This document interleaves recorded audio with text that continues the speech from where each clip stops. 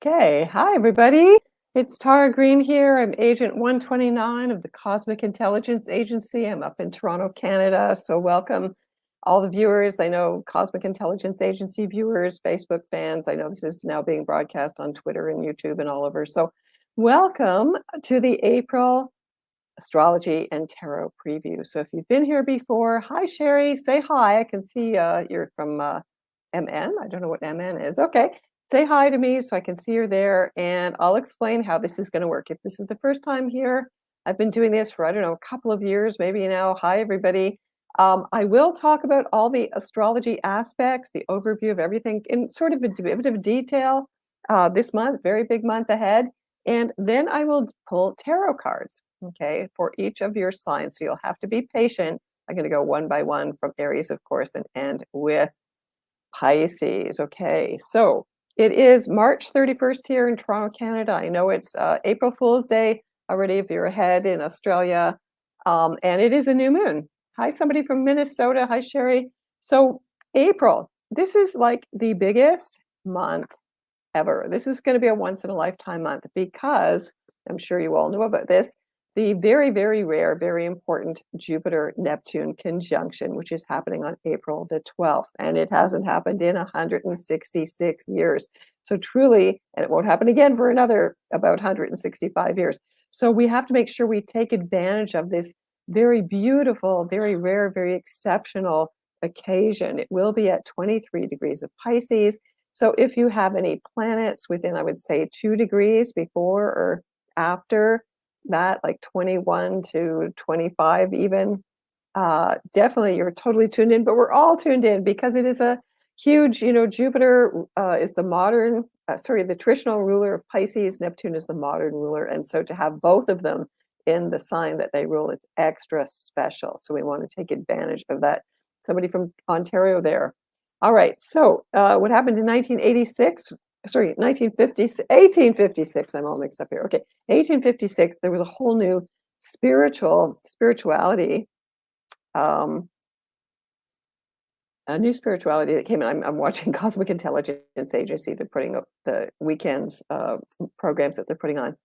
Hi from New Hampshire. So 1856, a whole new spirituality. It was called spiritualism in the US. Theosophy, the theosophical movement started, which was the basis of kind of a lot of what is now New Age thought. So Madame Blavatsky, who isn't really talked about as much these days, she was the founder of that. And then Alice Bailey later on. And Nikola Tesla was actually in his mother's womb during that conjunction. So, you could expect some incredible geniuses to be coming into the world at that time. So now, this month, if you're not in Pacific Daylight Time, it's tonight, March the 31st, is a new moon in Aries, a real powerful new moon in Aries in the tarot. Aries is this symbol here called the Emperor, right? But if for the rest of the world, in EDT, GMT, and whatnot, there are 2 dark moons this month. So it's a very special new moon on April the 1st, April Fool's Day, which is very special to the tarot. And then right at the end of the month, April 30th, there is a solar eclipse. So the beginning of eclipse season in 2022 starts off with a solar eclipse on the 30th at 10 degrees Taurus conjunct shocking Uranus, but also there's a Venus-Jupiter conjunction, also one of the best, most beautiful days of the year. So Mercury is going to move through 2 signs this month. It enters Taurus on April the 10th and then on Gemini on April the 29th. Venus joins the crowd in Pisces on April the 5th, loading up all that incredible sensitivity. I don't know if your dreams have been super lucid like mine have. That's the hallmark of, Jupiter and Neptune in Pisces. So expect that super psychic, probably pretty exhausting energy because, Pisces is enervating and we're working behind the scenes. It is traditionally the 12th sign, like in the closet, the karmic closet. The place to work through a lot of unconsciousness and shadows, but also incredibly, we need to sync together to put our dreams of the most positive, beautiful, knowing that we're all one world together, okay? Now, but it can be very overwhelming emotionally too. Okay. Mars enters Pisces on the 14th, 15th, so there's going to be a super Pisces overload there. A full moon on the 16th at 26 degrees of Libra, squaring Pluto. Okay, so now I'm going to go back. Hi, everybody. I'm going to go back and go over these because there's a few details I really want you to be aware of. Now, so April, starting off with a bang. Okay, with a Mercury, Sun, Moon, Chiron, Athena, and Aries all in Aries. Okay, so the new moon is actually tonight at 11:24 p.m. Pacific Daylight Time. It's tomorrow the 1st at 11 plus degrees of Aries. Okay, so there's a lot of energy going on there. Of course, Mars and Saturn are very close together. I just want to mention also that, sorry, there was something else I had something written down here about some future dates. Where did that go now? Okay, yes. So tomorrow, that 11 degrees of Aries is going to be highlighted over the next, wow. So on May the 12th, Venus will be at 11 degrees of Aries. So whatever happens, whatever seeds that you plant on a new moon, the new moon is the most mysterious, the most receptive, the time to go within, to plant new seeds. Now here in the Northern Hemisphere, we're still into spring, so it feels very much like planting the seeds time.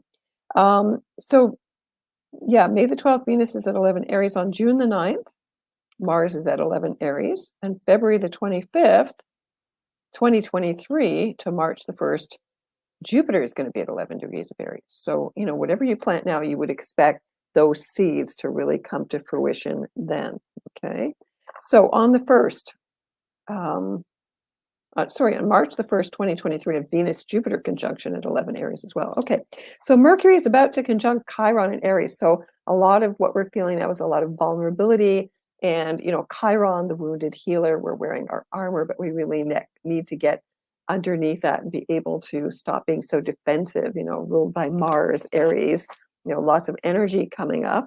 And don't forget, Jupiter is going to enter Aries on May the 10th, and that's going to be a total shifting gears, okay?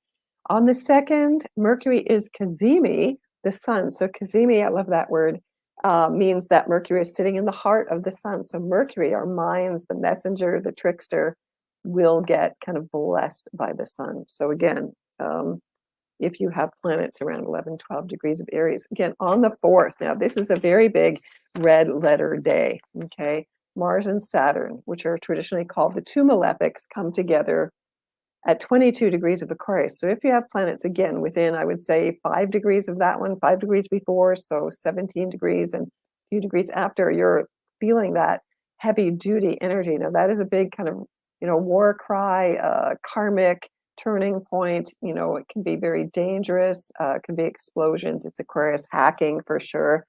Could be restrictions for cryptocurrencies.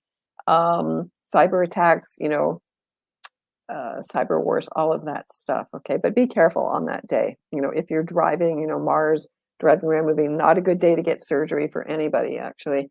On the 5th, Venus will enter Pisces. So, you know, love, relationships, our values then gets very, very compassionate. I mean, this is probably going to be the most Piscean inundation and water, lots of water. There should be lots of flooding and rain because of all this, you know, all the energy of all the planets bunching up in Pisces. So definitely we have to practice our telepathy. I know when they invented computers in the early 90s, I laughed thinking, well, we just really need to learn to be telepathic, which is something we always did. We could talk to the animals and the trees and they talk to us. Instead, they have to make these man-made machines to get us hooked on technology, which are great tools, but, you know, now they're all spying on us and stuff like that. So we don't want that. We need to practice being telepathic, okay? So you want to do that. This is the time to connect with your holy guardian angels, with your higher self. Pisces represents your ancestors. So you could be dreaming or calling in your ancestors or even some creative artist. You know, Pisces rules artists, musicians, anybody who's creative. Call upon some famous person that you've always wanted to talk to. You know, this is the whole thing about seances, which started in the 1850s, the last time that this happened. That was the big thing. Mesmerism, hypnosis, photography started back then. So we're on a new round of all this new Piscean energy, okay? So yeah, and then let's see, where are we? Okay, on the, where are we here? On the 11th. Okay, jumps to the 11th here. Okay, Mercury enters Taurus. So again, Mercury, the messenger, wherever the messenger is, that's where we're thinking, where we're analyzing, where we're communicating from. So then we're really much in the body. So that's a good thing. For Mercury to enter Taurus, it gives us some grounding. So there is gut instincts, instincts, intuition doesn't have to be always woo-woo out there in the ethers. You can also feel it in your guts. And traditionally, ancient people would divine through taking the guts of animals. It sounds kind of yucky, especially if you're a vegan, but that's how they would divine things, right? Divination. Okay. On the 12th, okay, there is that big Jupiter-Neptune conjunction. So, it can go a myriad of ways here. Jupiter is the truth teller of the seer. He's going to reveal.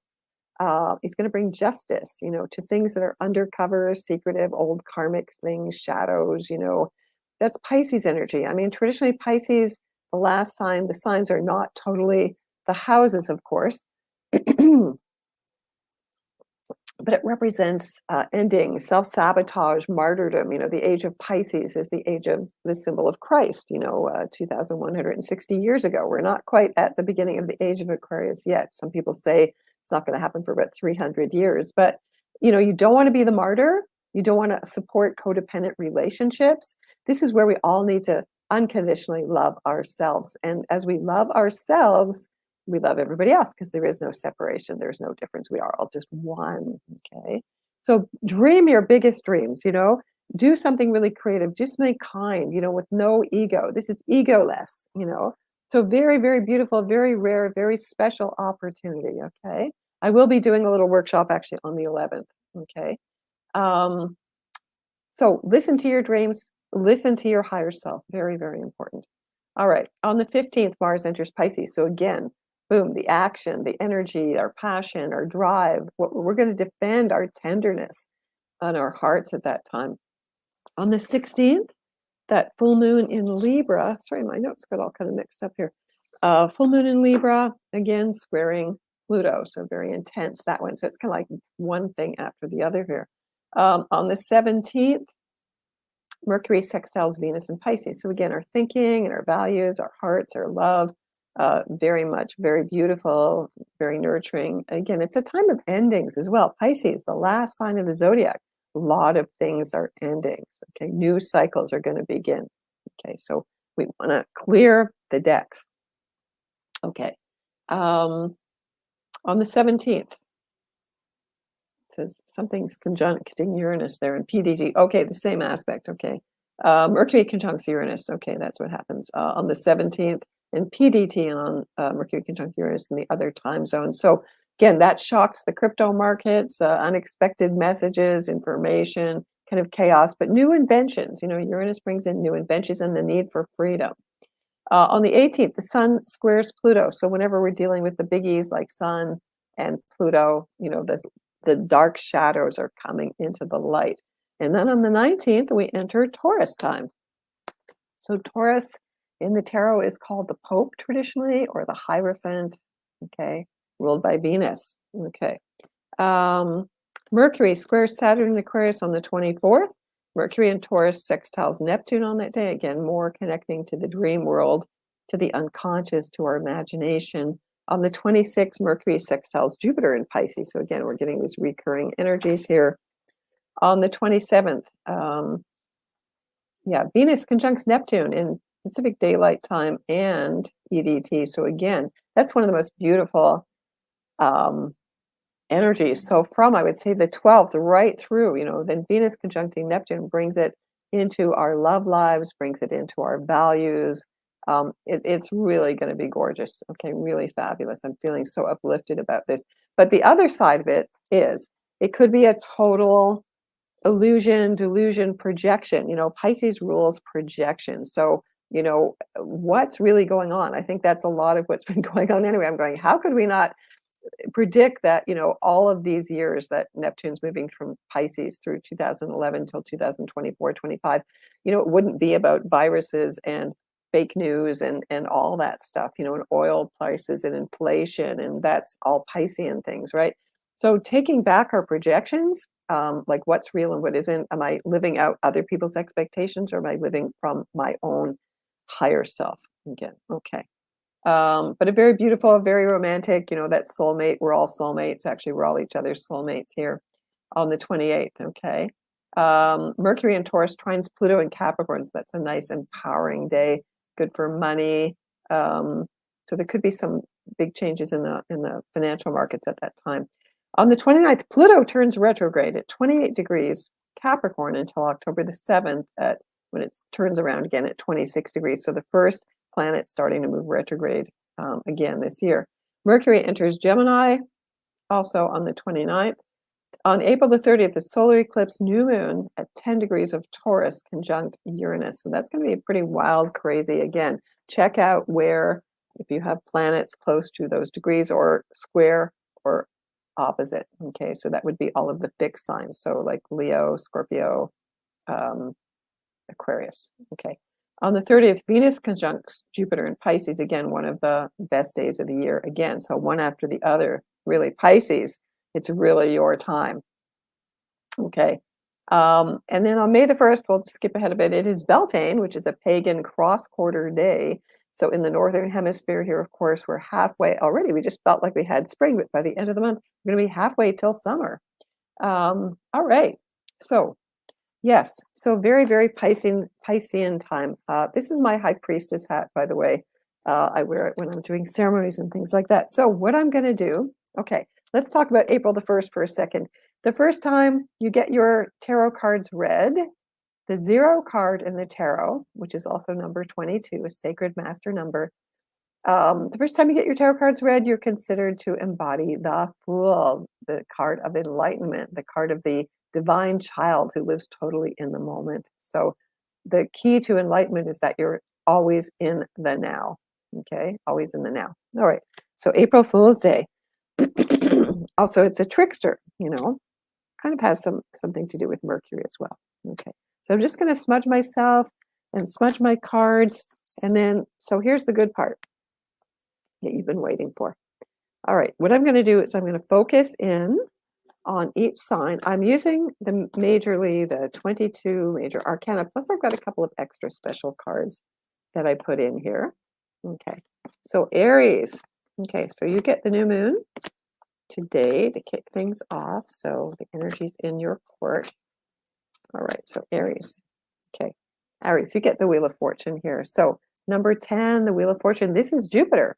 You know, I use this Thoth Tarot deck because it has the symbols of the planets on it. So Wheel of Fortune, you know, everything's spinning round and round. It's time to trust, to have faith. That's Jupiter, faith that there's going to be a better tomorrow, that the universe has your back. So take some risk, you know, be ready to move ahead. You know, Aries likes to keep moving. And for Aries, of course, with all this energy in Pisces, it's, you know, if we use it on a natural house system with your solar first house as Aries, then all of that Pisces stuff is happening deep in your unconscious. So you should be dredging up a lot of dreams, a lot of old images, a lot of emotions that maybe you don't really want to feel, but you really need to feel, especially with Chiron conjunct the sun on the new moon. Okay, so this is a good energy for you, trusting in the Wheel of Fortune. Okay, so this is good luck. Okay, all right. So if you have the sun or the moon or your rising sign or any other planets in Aries, then you could use these cards to help guide you over the month ahead. Okay. All right. So Taurus. All right. So for Pisces, all that energy is in your 11th house of wishes, hopes, and dreams traditionally. Okay. So Taurus, you get the Empress, the number 3. This is a non-traditional tarot deck, the Thoth Tarot deck. Now, the Empress is Venus, your ruling planet. Venus will enter your sign, of course, too, this month. So this is really good for you. And she is the great mother. She is Venus in her most fertile phase. She's usually shown as a pregnant woman, so she represents Mother Nature. So Tauruses always like to get their hands in the earth or making things. So this is a time when you're going to be really creative and making things, and maybe making things to give away to help other people, getting in the dirt, growing things, nurturing. It's also very fertile for you. So Taurus, if you want to literally have a child or give birth to a creation of any kind, you know, the new moon is the time to really get in touch with that energy. So there's one at the beginning of the month and at the end of the month. So could be also relating to women and children. Also, there's a swan, which represents grace. So paying attention to beauty, which of course Tauruses always like to do. So create things of beauty, you know, whatever that form is, whether it's cooking or feeding people or however you do that, Taurus. You know, it can be money, you know, Taurus is always like money. Um, so also your mother, you know, related to your mother, all women, supporting them, nurturing them, and just being really creative. Again, very nice energy here for Taurus, the Empress. Okay, so Gemini. Okay, now let's see. And Taurus, you got to remember that the North Node is in your sign as well. So you are really the signs that are leading everybody forward right now. Okay, so Gemini. You get the card of strength here now. In some decks, you know, this is number 11 in this deck. In some decks, it's number 8 because there's 2 different systems. But anyway, in this one, it's 11. But you can see clearly it's Leo energy. So Gemini, this is the time to have courage and be strong and roar it out there and, you know, have passion and be the leader and step it up and, you know, lots of drama in your life, you know, so show your heart, you know, show what it is you're willing to fight for, you know, and your pride. You know, so Geminis, you got to step up your game here. Okay. So really getting to know what's in your heart, really expressing what's in your heart. You know, it's fire energy. You know, Geminis are air. So fire and air, when they get together, they just kind of burn things up even more. And of course, all that Pisces energy is squaring Gemini. So there could be a bit of a challenge here. You know, you're generally in your head, but, you know, all that water, all that emotion kind of pushing you forward. So maybe it's time to get a promotion or step ahead or just, you know, put yourself out there, you know, exhibit your strength, whatever way you feel strong, whatever turns you on, that's what you need to do, Gemini. Okay. All right. So Cancers. So of course, all of the water signs, you know, Pisces, Cancer, and Scorpio are feeling all of this, you know, load up of Piscean oceanic bliss there, you know. Okay. So Cancer, you get the card of the moon here. Now, this is the card of Pisces in the tarot. But this is the dark side of the moon. So for Cancers, this may mean a lot of old memories, maybe things that were frightening to you or difficult, or maybe you have to face, you know, I went through a very difficult time in my life, and maybe now is the time to really deal with it because you need to go through the shadows. You need to go through your fears to get to the light. You know, we can't really separate them out. You know, the dark has a bad rep in this culture, but the dark is, you know, equal to the light. So face your fears, Cancer, you know, whether it's a fear of being homeless or not having enough food or being separated from your family or not being able to nurture them or care for them. I know there's inflation with food and people are really having a difficult time. And of course, you know, we're feeling, you know, the stuff that's going on with Ukraine and Russia and everywhere else in the world. So for Cancer, it's like, don't fall into the fear. You know, you have to have faith, which is Jupiter, that there's light at the end of the tunnel. So it does represent a kind of a rebirth for you. You have to kind of like, it's literally like, I always think of this as the baby going through the birth canal, still connected to the mother, which is Pisces, the ocean, the cosmic womb, and coming out into the light, but still hearing the heartbeat or knowing that you're never separated from spirit, you know? Okay. So it might be good for you to do some watercolors or music or some way of creatively expressing this. I feel like that would be very helpful. And it could be something coming up from the past that you're just going to have to deal with. Okay, so that's Cancer. All right, so Leo. Okay, so all that Pisces energy is in conjunct Leo. Okay, and you get the card of the Hierophant here. So for Leos, it's about speaking your truth. It's about, you know, really being stubborn and stable, and maybe you have to shoulder a load for other people or just be really strong and adamant. And maybe it's about boundaries and it's about wealth. You know, Taurus is about material wealth. So maybe you have to step up and say something about what you own or what is yours, or just, you know, I mean, this is an earth energy. You know, Tauruses are fiery, and of course you're ruled by the sun. But for Leo, this is like it's feminine energy. It's Venus. And I know people don't want to talk about those genders these days, but, you know, it's associated with feminine energy. So speaking your truth, whatever that is, Leo, you know, you're a big personality. You have the courage, the daring. Maybe you have to defend someone else. So my sense is you have to stand between someone else who can't speak for themselves. And that's really important, you know. So whoever we feel is marginalized or, you know, isn't getting representation, maybe that's what Leos have to do. Okay. So the number 5, again, is Venus. Okay, so Virgo. So you're, of course, opposite the Pisces energy. So this could be this really strong pulling you to the whole other side of yourself. So whatever sign you are, the opposite is always your shadow. So for Virgo, Pisces is your shadow side. So being so logical normally and being so, nitpicky, this is a time to let go. Okay. So Virgo, you get the sign of Cancer here, the Chariot, the number 7. So the number 7 always has to do with the order of the planets, the traditional classical 7 planets, that the 7 days of the week are named after. So that is, Sunday, Monday, Tuesday, Wednesday, Thursday, Friday, named for all the planets. Today, Thursday is Jupiter's day. Tomorrow, Friday is Venus's day. So, but things can be very overwhelming for you, Virgo. Again, this is all the Cancer, the water, the emotions, feeling very overwhelmed. So you need to be able to balance yourself, but still be able to go through that kind of emotional, the tides, riding the tides. At the new moon, it's low tide. At the full moon, it's high tide. So life is always about that, but you could be really feeling this pull, especially in your relationships, because all that Pisces stuff is in your typical 7th house, right? So making sure you're in the driver's seat might be good for you to meditate, to do whatever it does that you need to make you feel really balanced, okay? And kind of in control emotionally. Like it's not like you want to suppress it. You just want to be able to ride it out, okay? So Virgo, you get the Chariot. So knowing also, this is about timing of events. When is the time to move ahead and when is the time to not, okay? Again, all this Pisces energy is really inward. It's very much internal, okay? So don't try to push that river, okay? It's not the time. All right, so now we're doing Libra, okay? All right, so Libra is out there. Libra sun, moon, ascendant, all the planets. You get Libra, okay. All right, so the synchronicity, Libra, you get your own sign. So if you're out of balance, and of course, people born in the last 2 or 3 days of the sign are getting the Pluto square, okay? You're also getting stuff from Mars and Saturn and Aquarius if you're born about 20 days into the sign.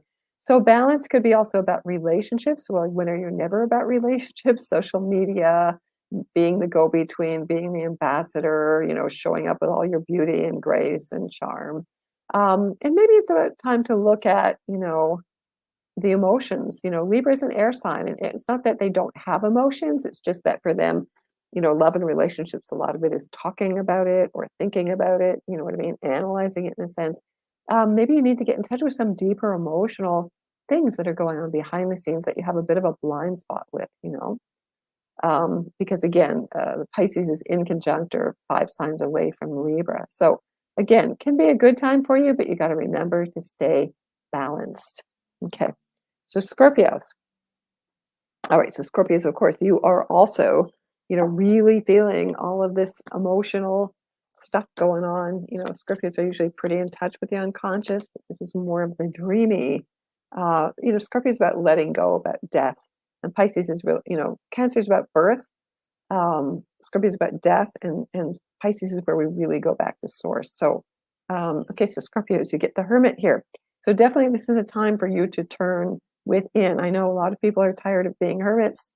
We've been hermits for the last couple of years, but this is a time for you to maybe do a lot of writing, it's really good when you're going through stuff.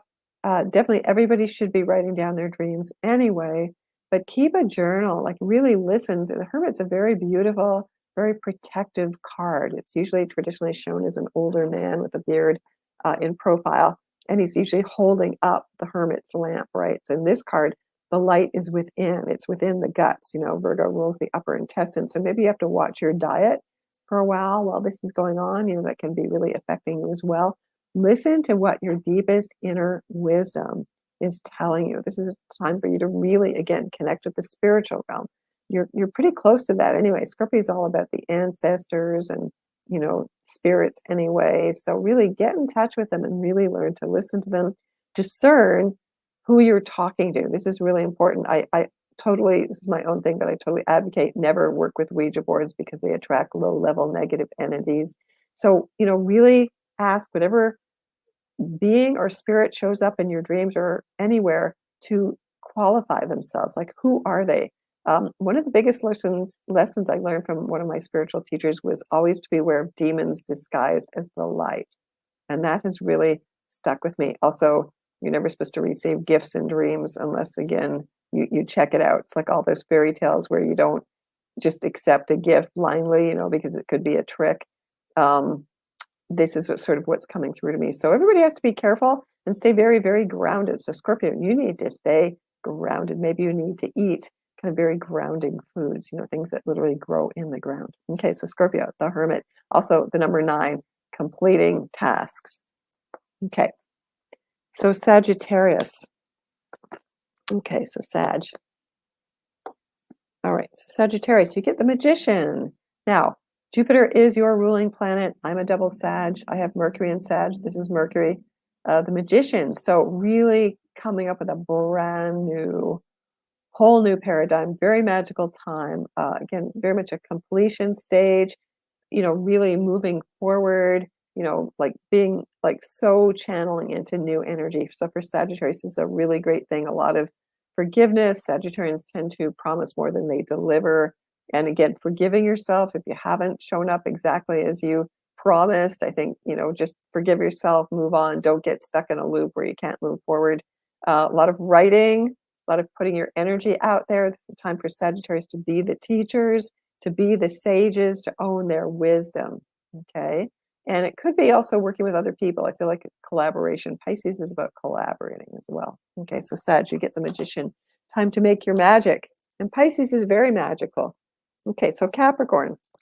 Last time I did this, I forgot Capricorn and nobody noticed. Got to make sure we get Capricorn this time. Okay, Capricorn, you get the Lovers, the number 6. So everybody loves this card. Everybody loves Lovers. So Capricorn, this is about you using this time to create inner balance and inner harmony. Again, it's about loving yourself. Capricorns are so involved traditionally in the material world. I mean, they're not all like that, but that's their rep. They want to show up, conquering the world or getting to their goals, whatever their goals are. But you got to remember, it's all about love. If you haven't got relationships, then what's the point of getting whatever worldly success there is, And it's also about loving yourself. Capricorns tend to be dry. And it's not that they don't have emotions, they do, but they don't like to express them outwardly. So maybe this is a relationship coming into your life at this time. Again, Pisces, everybody thinks it's about soulmates coming in, meeting someone new. Maybe it's time for you to make that commitment, finally, that you've been putting off. It's time to move forward. And it's Gemini energy. So that can be very kind of playful and light, can be any kind of new partnerships in general as well. Not just a romantic one, but again, the Lovers, learning to love yourself, Capricorn. Okay, so Aquarius. Now, again, that Mars-Saturn energy, 23 Aquarius coming on the 4th.